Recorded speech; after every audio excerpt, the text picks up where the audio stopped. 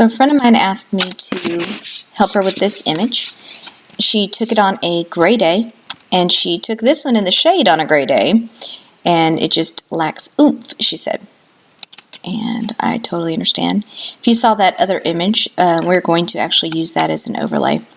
And there's different ways to do overlays. So here's the image, the way it was shot. And the big thing is, it was shot in the shade, so it's not going to look warm and vibrant because it's shot in the shade. And she didn't use a fill flash, so it's a little darker in the face than she probably would like for it to be.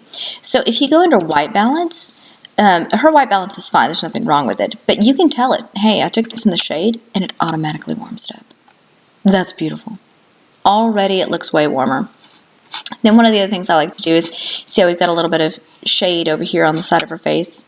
Let's make this a little bit smaller. And I'm just bumping the exposure up. Everything else stays about the same. Set the exposure to about 1.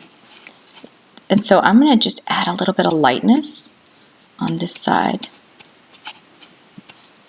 as if she'd used fill flash. Lighten all that up a little bit.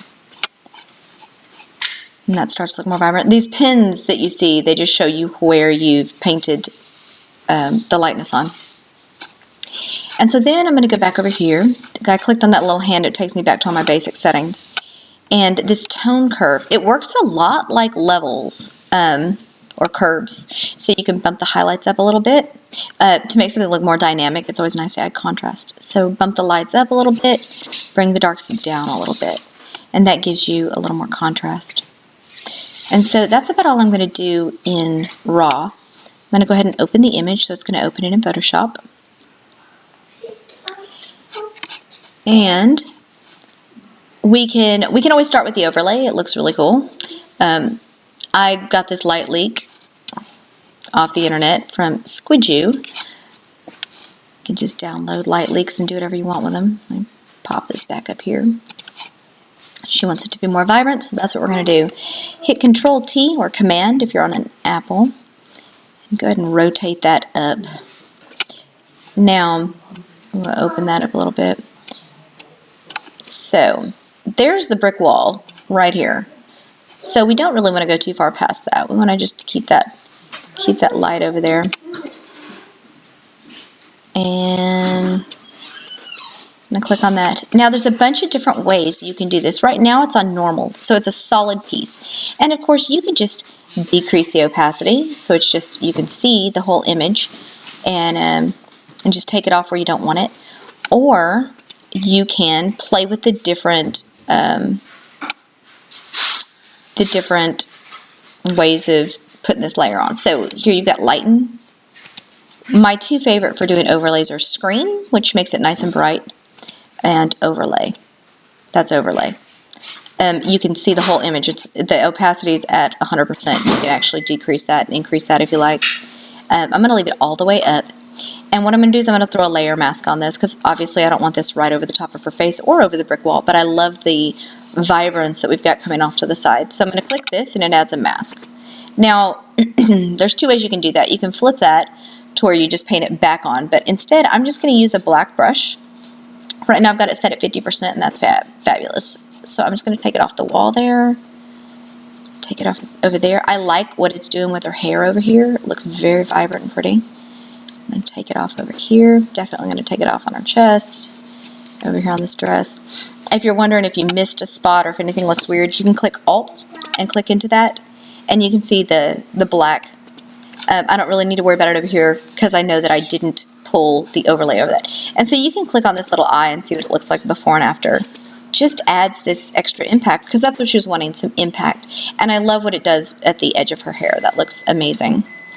And so what I'm going to do is I'm going to go ahead and hit Shift Control E, Command Control E if you're on a Mac, and compress those layers. So now we just have this one layer left. Another thing I like to do is go ahead and click that little shot there, so we can always come back to that, right? So this is the before, this is that after. It gives us stopping points, gives us a history of images. And I'm going to use my absolute favorite skin retouching action. Beth, if you don't already have this or use this, hit me up and I will send it to you. Everyone else, I sell them on Etsy. It's $5. This is Ultimate Skin Retouching. If you go to Wet Silver on Etsy, you can find this exact action. And so I'm going to come up here. Now, one of my rules of thumb is if it's going to be gone in a week, it can go. If it's permanent, you might want to leave it. So she's got some moles and freckles that we're probably going to leave because those aren't going anywhere. You have to actually have those removed. So let's just take away some of the blemishes. And what I do with this action is I click in a spot where the skin is nice, and then I click over spots where we want to replace that texture. And what frequency separation does is it separates the texture from the color. So right now, everything that I'm doing is not affecting the color, it's just affecting the texture. So we're going to get a nice smooth texture. We scroll down here, you can see there's some unevenness in the texture right here as well. So we just go over the top of that. The rest of the texture up here looks pretty good. I always like, especially for women, just looking around the arms. Just get those little folds that we all have, but we don't have to. Thank you, Photoshop. So get that little wrinkle there by the arm. And there's another little thing that needs to be blended down. Notice it's not gone, but it does take care of the texture. We can go back and hit it with the color. And what that does is instead of it being all plastic looking, because a lot of people when they edit, they just smooth everything with this blur tool and then everybody looks plastic and it's no good. So we'll go into the tone. At this point we go to the brush because before we were using the clone stamp. Take that brush. I'm going to make sure it's super soft. Set my hardness all the way down. And I'm going to set my flow at 5. My opacity is at 100%. So I'm going to click. Anywhere I click, I hit Alt and click, and it picks up the color that I want to use. So I'm going to you'll see me click different areas and get just the right color for that. And then I like to, see everything's getting real smooth. Then I like to get a bigger brush, click one area, and just sort of softly blend it all. It just looks nice that way. And see right here where the highlight's pretty high? We can click over here where it's a little bit darker and just tone that down a little bit. Super, super easy way to do that. Now we don't want to take away the under eye crease because that is what makes her look like her. But we can even up all this skin, make it look all pretty. Not what we all want, beautiful even skin. Alright, right here by the lips. Clean all that up.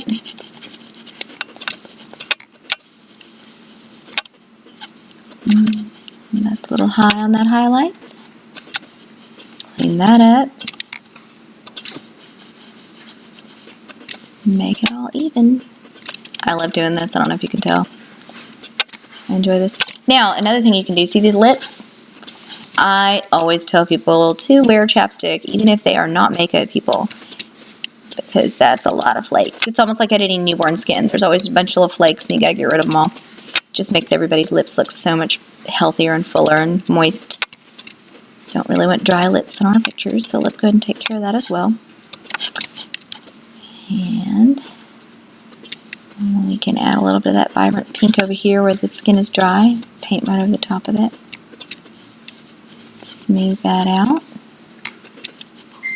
Even that out. And another thing I like to do, so I use my dodge tool. See how this tooth is inset just slightly? Not a big deal. I have one of those. You lighten that and it just makes the teeth look straighter. Look at all those little tips and tricks. You can see your face. If you just click on this little group folder, see that's a group, you can see kind of the before and after. Evens all that up beautifully, and she still gets to keep her moles and look like herself. Goals. Alright. Now you see we have a little unevenness of the skin. Let me get my brush tool back. Tan lines, you can see it's like lighter right here in this triangle, and way darker up here. So we're going to fix that as well. Oh, let me put it on the right layer there, even out the tone. Just smooth that. Make sure you continuously click to get the right color. The last thing you want to do is leave it on like some dark color and it's not the color of the skin there. See how I'm going over it with a little bit darker? A little bit lighter there. We don't want to lose our shadows and such, but we do want to blend the tan lines. Alright, there's that little scar over there on the edge. What else I like to use the dodge tool for is light and shadows. So dodge is light and burn is shadows. So make it like this, because that's where her chest comes up naturally. A little bit of the collarbone there, a little bit at the top, and then you can go to your burn tool, put those shadows back where they belong. Nothing wrong with that arm. This arm, we had some unevenness over here, so let's go to our brush again.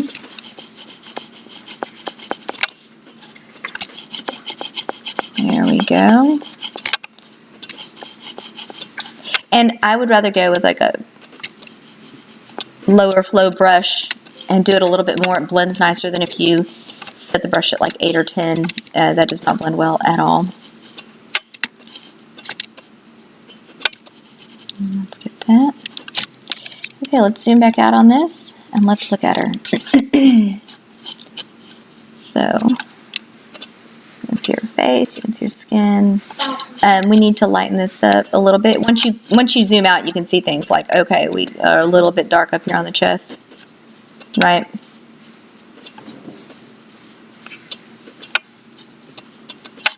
Lighten those spots. There we go. It's way more even. While I have my dodge tool, my lightening tool, on to even the tone, I'm going to just put the highlights back where they go. We'll get a much more dynamic look. I'm going to do a little lightness here and here, right there. Now, I'm pretty happy with this. This looks good. So I'm going to click that little eye. I'm going to save another snapshot. So you can see it's the original, a little bit of light leak, and then that. So you go from there to there. And this isn't the actual original. This is the original after. I'm going to brush this a little bit more even. Yep.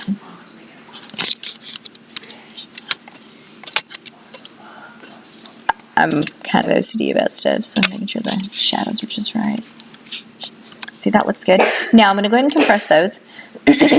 Now, if you're not going to do any Liquify, and I love the Liquify tool. I'm a huge super fan. I like to slim arms and see where the fabric's grabbing a little bit. It pushes it over there, and see how you can see some indentations that are weird, and you know that's just from where her bra's pulling in and what have you. I like to play with all of that. It is not necessary. This girl is beautiful. She looks great, just like this. But I'm a huge fan of Liquify. That's a whole nother tutorial for a whole nother day. So let's go ahead and give this a more dynamic look.